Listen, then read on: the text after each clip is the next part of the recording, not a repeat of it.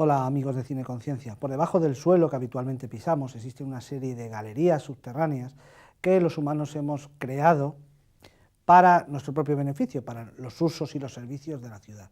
En cuanto salimos unos cuantos cientos de metros, unos cuantos kilómetros de la ciudad, el subsuelo también está lleno de cuevas naturales y de subterráneos naturales que sin duda son un mundo muy desconocido para todos nosotros. Para ello nuestro programa hoy ha invitado a dos personas que nos ayudarán a conocer un poco más el mundo por debajo de la tierra. Ana Isabel Camacho es investigadora del Consejo Superior de Investigaciones Científicas y realiza su trabajo habitual en el Museo Nacional de Ciencias Naturales Español. Bienvenida, Ana. Hola, ¿qué tal? También nos acompaña Carlos Puig, que es espeólogo y arqueólogo y que destaca sobre todo en el mundo de la imagen por las excelentes fotografías y las técnicas que ha desarrollado para hacer estas fotos en las cuevas. Bienvenido, Carlos. Hola, ¿qué tal? El trabajo desarrollado habitualmente por los científicos, lo que entendemos por un científico habitual, es un científico que pasa su mayor tiempo de trabajo en el laboratorio, en los que llamamos biólogos o científicos de bata. Pero hay otra serie de investigadores, como Ana, que nos acompaña hoy, que son lo que decimos biólogos de bota, en este caso bióloga de bota. Ana, ¿cómo decidiste dedicarte a esta profesión? Primero de científica y después a esta especialidad tan dura y además habitualmente en el mundo todavía seguimos pensando tan dura para una mujer. Bueno, pues cuando terminé la carrera pensé que me gustaba la investigación. Había hecho algún trabajillo relacionado con la investigación, pensé que me gustaba eso y empecé por hacer una tesina con pequeños animales que vivían en charcas. Pero a mí los que más me gustaban eran unos pequeños crustáceos que viven en agua subterránea. Entonces, al principio los buscaba en las orillas de los ríos, en pozos, en sitios accesibles. Pero pensé que si vivían en agua subterránea, pues no me quedaba más remedio que acercarme a las cuevas a buscarlos. Y bueno, pues me decidí a buscar algún grupo de espeleología que me llevara a esas cuevas y que me enseñara todas las técnicas para poder progresar por ellas, para poder moverme por ellas. Así inicié mi tesis doctoral, primero con la bibliografía, con los datos, empecé a ver lo dura que era la carrera científica, había que dedicar todo el día al trabajo de búsqueda bibliográfica, de estudio, conocimiento de estos pequeños animales que muy poca gente los trabajaba en el mundo, y bueno, pues fui contactando eso con el grupo de espeleología, como decía, y en el primer cursillo que dieron para enseñarnos las técnicas de progresión en el medio subterráneo me apunté. Me empezaron a enseñar, empecé a ver lo duro que era bajar simas, bajar pozos. Bueno, la primera vez que me colgué con un arnés me dolía hasta la punta de las orejas. Conocí músculos que no creí que los tuviéramos en el cuerpo. Y bueno, pues fui introduciéndome en ese mundo subterráneo, me apasionó ya no solo como trabajo, sino como hobby. Y dio la casualidad que mi profesor, Carlos, pues se convirtió en mi marido. Además, en un tiempo muy breve. Y bueno, pues con él empecé a descubrir todavía más el mundo subterráneo, ya no solo las cuevas horizontales, sino ya cuevas profundas y más profundas, y prácticamente dedicaba la semana a trabajo de laboratorio y el fin de semana a trabajo de campo. Íbamos a las cuevas, íbamos al monte, iba conociendo ese mundo maravilloso, y bueno, pues es un trabajo apasionante y un hobby que ocupa todo mi tiempo. Además estoy seguro que con unos presupuestos de dietas impresionantes para poder pasar unos fines de semana estupendos por ahí en la sierra. Por supuesto, cuando conseguí una beca pues pagaba de mi bolsillo todas las salidas. Bueno, Carlos, ¿cuál es tu cometido en toda esta historia? Ya nos ha dicho Ana que fuiste su profesor de espeleología en un principio. Así y después, ¿cuál es tu misión en las expediciones? Pues no es que tenga una misión definida, el espeleólogo hace un poco de todo porque la espeleología es una actividad multidisciplinar. Tiene una parte deportiva inevitable, es bonita, pero no es lo único que tiene la espeleología, y es porque hay que superar una serie de dificultades. Pero luego las cuevas requieren ser exploradas, requieren ser cartografiadas, porque si tú no levantas un plano de aquello que has explorado, ¿de qué sirve para que el resto conozca lo que tú has hecho? Conviene que hagas fotografías y luego pues hay otra serie de estudios como los que Ana lleva a cabo que permiten tener un conocimiento de conjunto de la cueva dentro del macizo en el que se encuentra y en relación con las otras cuevas y simas que existen en esa parte del territorio. Mi misión en todo esto, pues desde la localización, es decir, la búsqueda por el monte, el pateo de las entradas que conducen o no, porque de 10 que exploramos una es interesante y 9 generalmente no valen nada, pasando por la exploración con las técnicas de las que luego si quieres podemos hablar y la cartografía hasta la realización de publicaciones, la ilustración con fotografías, todo ello evidentemente con una serie de técnicas que han ido evolucionando muchísimo en los últimos 30 años y en las que yo en particular he estado siempre bastante interesado por tratar de estar en la cresta de la ola. Supongo yo, porque ya os conozco lo suficiente, que el responsable de la seguridad a la hora de entrar y sujetar las cuerdas también serás tú. ¿Eso es algo complicado? Sí, es ciertamente, sobre todo es muy técnico.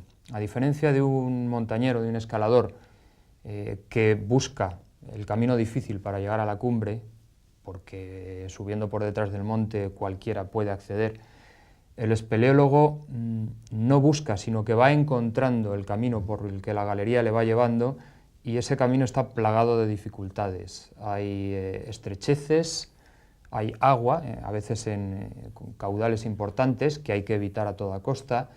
A veces, aunque esto es muy extraño, puede haber desprendimientos. Entonces, todo ello requiere que tú busques un camino alejado de todas esas dificultades y para eso, en general, es necesario montar algunos circos que nosotros decimos con la cuerda, con el fin de que ésta jamás roce la pared, porque una cuerda rozando con su elasticidad mientras tú vas subiendo llegaría a partirse y se produciría un accidente. Bueno, supongo yo que termina siendo divertido esto, Ana, de bajar a las cuevas, ¿o no? Es divertido, vamos, es divertidísimo, y no solo divertido, es emocionante, porque cuando vas avanzando por una galería no sabes qué va a haber detrás, y además piensas que eres, generalmente nosotros, que no hacemos turismo en cuevas, sino que exploramos y descubrimos nuevas cuevas y nuevas galerías, pues es el qué va a haber delante. Cuando se nos acaba la cuerda, un fin de semana, 8 o 10 horas debajo de tierra, se te acaba la cuerda y te has quedado en un pozo que lo sondeas tirando una piedra y dices, por lo menos tiene 20 metros. Y oyes ruido de agua. Entonces, estás deseando que llegue el próximo fin de semana para ver cómo continúa la cueva, qué más hay, qué río, qué... En bueno, fin. si os parece, vamos a ver unas imágenes, alguna selección de las fotos de Carlos para que nos vayamos haciendo una idea de qué hay ahí abajo, ¿vale? Muy bien. Estupendo.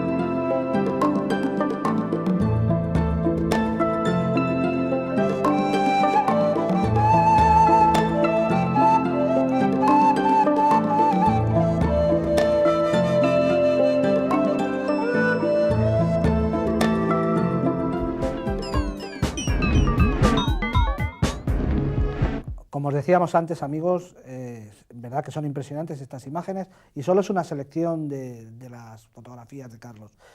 pero Carlos, ¿es posible que nos indiques un poco, así vistas, parecen muy bonitas y te bajas con una cámara, colocas la cámara, pum pum, haces una foto, pones allí una lucecita y ya está, pero hay que darse cuenta que ahí abajo no hay nada de luz, es cero de luz, no que haya un lux de la última cámara de la última generación, no hay luz.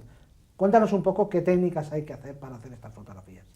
Pues lo básico sería coger una cámara con flash incorporado, hacer un disparo tú mismo y lo que saliera, pero los resultados de ese tipo de fotografía son pobres. Entonces, ya de entrada nos tenemos que plantear que una sola persona no es el equipo ideal, que en general vas a necesitar colaboradores que distribuyan luces y que una buena forma de trabajar es trabajar en open flash, es decir, abriendo el objetivo en completa oscuridad y pintar un poco la cueva con diferentes luces. Todo esto sin tener en cuenta un tema fundamental, y es que la fotografía óptica convencional tiende a desaparecer. Hoy recurrimos a la fotografía digital con una serie de dificultades que plantea hoy por hoy.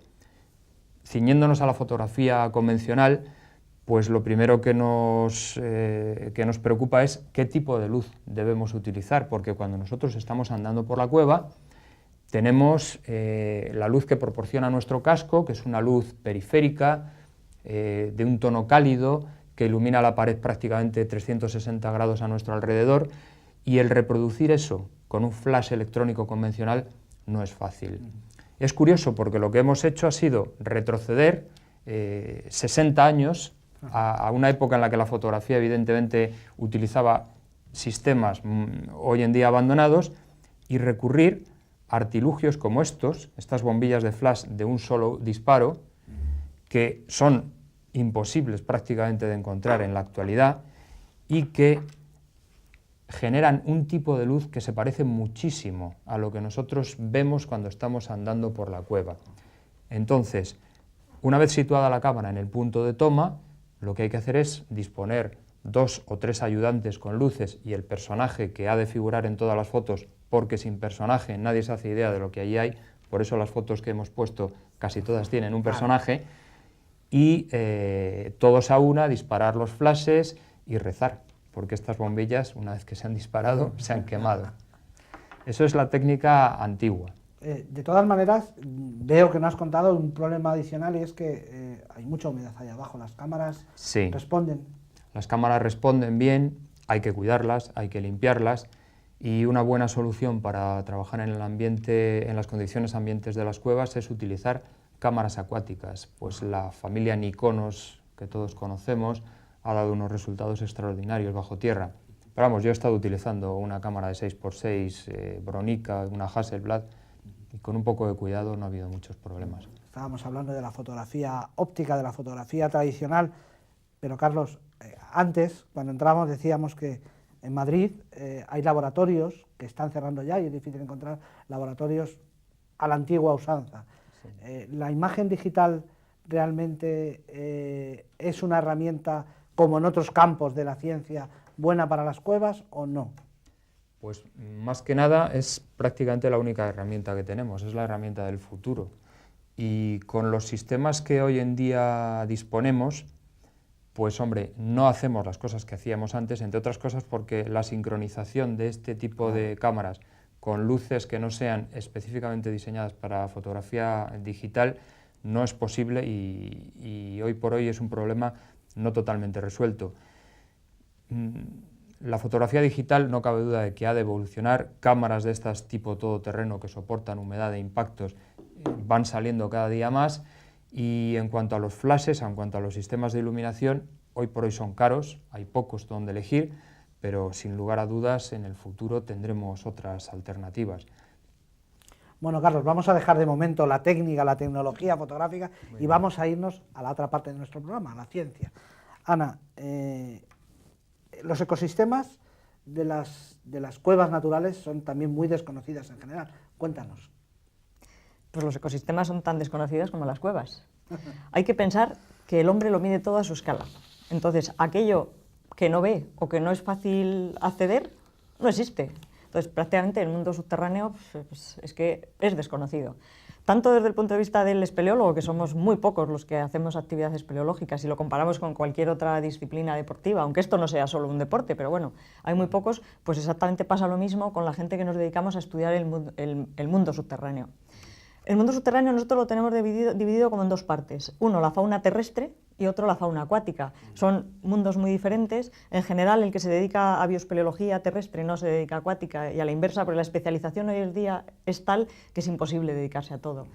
Pero bueno, vamos a hablar un poco de los dos tipos de fauna que podemos encontrar.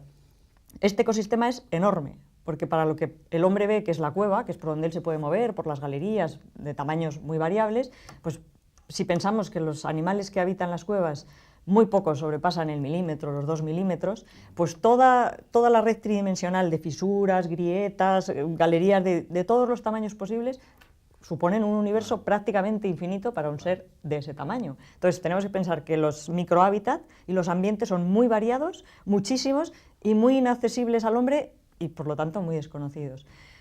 Prácticamente todos los animales que viven sobre la superficie terrestre tienen su representación en el mundo subterráneo. Sí que es verdad que el mundo de los vertebrados está muy poco representado y sin embargo el de los invertebrados está muy representado. Entre los vertebrados hay un pájaro subterráneo, el guácharo, que solo vive en unas cuevas de Venezuela. Tenemos también una salamandra, el famoso proteo, que solo vive en unas cuevas de Eslovenia. Hay otras salamandras, hay otras especies que viven en algunas cuevas tropicales. También hay alguna serpiente tropical. Entre los peces también hay representación de peces subterráneos, muy pocos, algunos en Norteamérica y también en cuevas tropicales, en Filipinas, en Sudamérica. En Europa no hay peces subterráneos.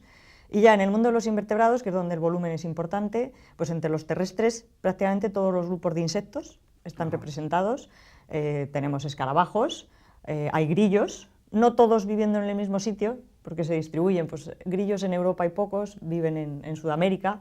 Escarabajos hay por todo el mundo. También tenemos ciempiés, los famosos ciempiés, hay muchas especies que viven en las cuevas.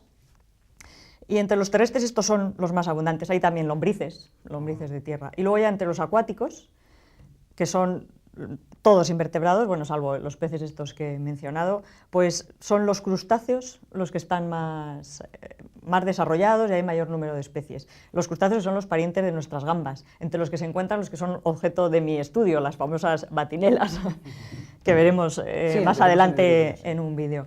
Entonces, entre estos crustáceos pues, podemos ver isópodos muy espectaculares, blancos, sin ojos, pequeñitos, claro. También hay ostrácodos, prácticamente todos los grupos de crustáceos están presentes también en las cuevas. Y luego, pues no he hablado de los murciélagos, pero los murciélagos es que realmente no son habitantes del mundo subterráneo. Utilizan las cuevas como para su periodo de hibernación o para criar, pero no pasan todas sus fases y todos sus ciclos vitales en la cueva.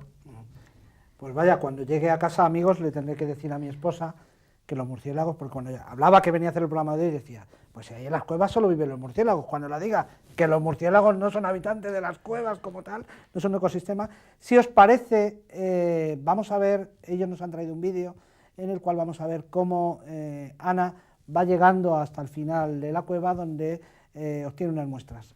Que veremos también, ella ha hablado ahora mismo de las batinelas, las imágenes que vamos a ver de esos crustáceos vivos son las batinelas que son objetos de su especie. Estas imágenes que vais a ver, casi seguro, son la primera vez que estos ejemplares se filmaron en vivo, lo hicimos en el museo hace unos años y no tenemos la constancia de que, pero fue la insistencia del equipo de fotografía del museo que dijimos, tráetelos vivos a ver qué hacemos antes de fijarlos y pudimos filmarlos. Os dejamos con este vídeo.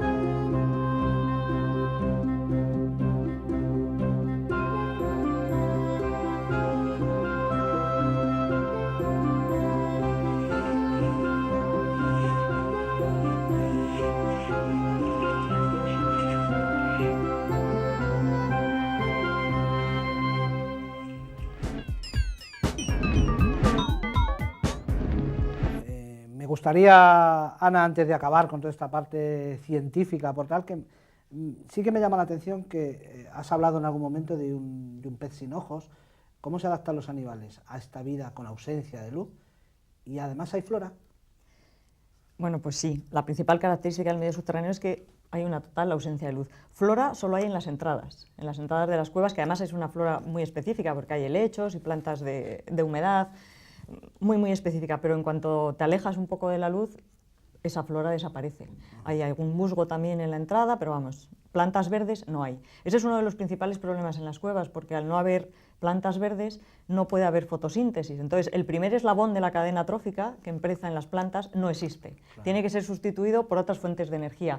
¿Cuáles son? Bueno, pues toda la materia orgánica que cae desde el exterior, porque no hay que olvidar que sobre las cuevas, en el espesor de el humus de los bosques y todo esto, acaba pasando con el agua, es arrastrado por todas las fisuras y grietas y forma parte del alimento que pueden encontrar los animales que viven en las cuevas. Luego hay mucho tránsito, hay animales que entran y salen de las cuevas, unos porque se caen, otros porque transitan, se mueren allí, sus deyecciones quedan, en fin, esa es la fuente de alimento, aparte, bueno, bacterias, del limo y todo esto, que hacen un poco la misma misión que las plantas, transformar la materia inorgánica en inorgánica. Y luego lo que me decías de las características de estos seres, pues sí, como no hay luz, pues realmente no necesitan ojos. Claro. Necesitan desarrollar otro tipo de estructuras que suplan la falta de visión. Entonces, bueno, pues por ejemplo, en los peces tienen muy desarrollada la línea lateral, parece que son muy sensibles al movimiento del agua. Entre otros, pues los insectos pues tienen las antenas más largas, las patas más largas, y al tener más superficie para tener zonas de receptores, por ejemplo, quimioreceptores o mecanorreceptores, pues es una forma de encontrar comida palpando con las antenas y de encontrar a sus parejas, porque no olvidemos que para reproducirse tienen que encontrar pareja. No hay muchos, viven en sitios muy concretos y las poblaciones, por lo menos a las que nosotros podemos acceder, no son poblaciones muy grandes, entonces una de las dificultades es encontrar pareja para poderse reproducir. Eso sí, suelen ponen un solo huevo cada vez y lo cuidan mucho. Incluso tienen estructuras específicas para llevar al huevo y que se desarrolle y cuando nazca que tenga todas las posibilidades de sobrevivir. Son muy maternales. Seguro que, Ana, entre los miles de personas que nos estáis viendo allí, hay alguien que se le ocurre la misma pregunta que a mí. ¿Y para qué sirve conocer lo que vive allá abajo? Esta es la gran pregunta de siempre. Nadie se cuestiona para qué sirve el oso pardo o para qué sirve el lince ibérico. Pero todo el mundo está de acuerdo en que hay que conservarlo. Entonces es muy gracioso porque como lo vemos, son grandes, hay que conservarlos, hay que conocerlos. Pero la fauna que no vemos es exactamente igual de importante y para el hombre ha despertado también siempre la curiosidad. Queremos etiquetarlos, queremos ponerles nombres y hay que pensar que son mucho más abundantes que los grandes vertebrados o los grandes mamíferos que conocemos. Muchos los conocemos y necesitamos conservarlos porque nos proporcionan comida o productos que son útiles para el hombre. Entonces, como en estos seres no encontramos utilidad, salvo la lúdica, pues no nos interesan, pasamos de ellos. Bueno, pues hay que conservarlos porque forman parte de la cadena trófica, como cualquier otro animal. Cualquier desequilibrio en ellos pues, hace que se pierda un patrimonio genético muy importante. No hay que olvidar que la biodiversidad se basa en la cantidad de ADN que hay. Si eliminamos ADN, pues eliminamos variabilidad genética y posibilidad de evolucionar. Entonces, todos los seres que pueblan la Tierra pues son importantes, necesarios y tienen su papel. Y es más, el hombre es el que menos papel tiene, porque estamos al final de toda la cadena y lo que hacemos es cargarnos a todos esos puntos de la cadena. Entonces, ¿por qué es más importante el hombre? Ana me da pie a ver otra de nuestras partes de nuestro programa, que es la conciencia con la ciencia. Ana, nos das otro granito de arena a este programa que realmente queremos concienciarnos entre todos de que todo lo que vive, todo lo que tiene, está en la Tierra, es por algo y por eso tenemos que conservarlo.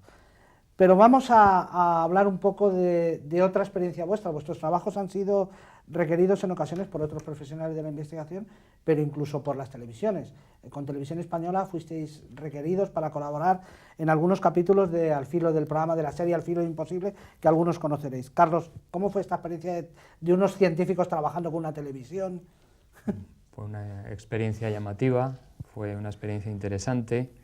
Estuvimos haciendo un programa de cuevas en España y estuvimos haciendo un par de capítulos en cuevas de Islandia.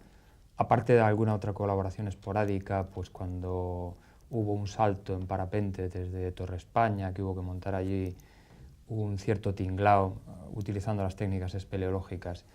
La experiencia, digo, interesante, porque uno está acostumbrado a moverse bajo tierra pues en unas condiciones bastante precarias en cuanto a presupuesto, para empezar, en cuanto a material, efectivos humanos, etcétera, y cuando vas con televisión, pues todo es a lo grande y ello comporta una serie de problemas de logística bastante notables.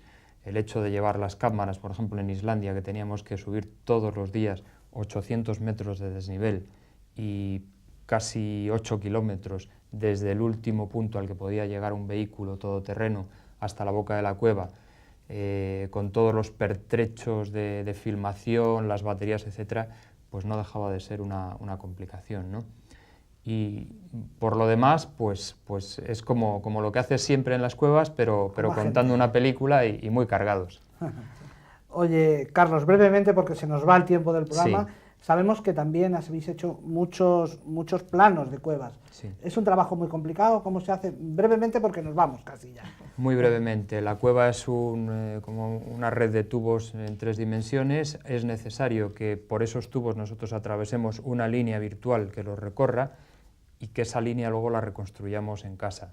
Antes eso se hacía todo manualmente, hoy en día tenemos la ayuda de la informática, pero lo que nadie puede evitar es que nosotros esos segmentos que vamos trazando, que son virtuales, en los tubos que constituyen las galerías, se tengan que medir. ¿Cómo se miden? Pues se mide la distancia, antes con cinta métrica, hoy en día con telémetros láser, se mide una orientación respecto al norte magnético con una brújula y se mide una inclinación respecto al horizonte con un clinómetro. Y con esas 3 mediciones, distancia, rumbo e inclinación, se construye el enrejado tridimensional de galerías en el papel. Bueno, amigos, hoy casi nos vamos de tiempo. Ana, Carlos, muchísimas gracias por estar aquí, por acercarnos este mundo Gracias tan a ti desconocido para por nosotros. invitarnos. Y a todos vosotros que estáis ahí al otro lado de la cámara, una vez invitaros a que en nuestro correo electrónico nos dejéis vuestras cosas que tengan que ver, vuestras necesidades con el cine y con la ciencia. Hasta dentro de 15 días. Muchas gracias.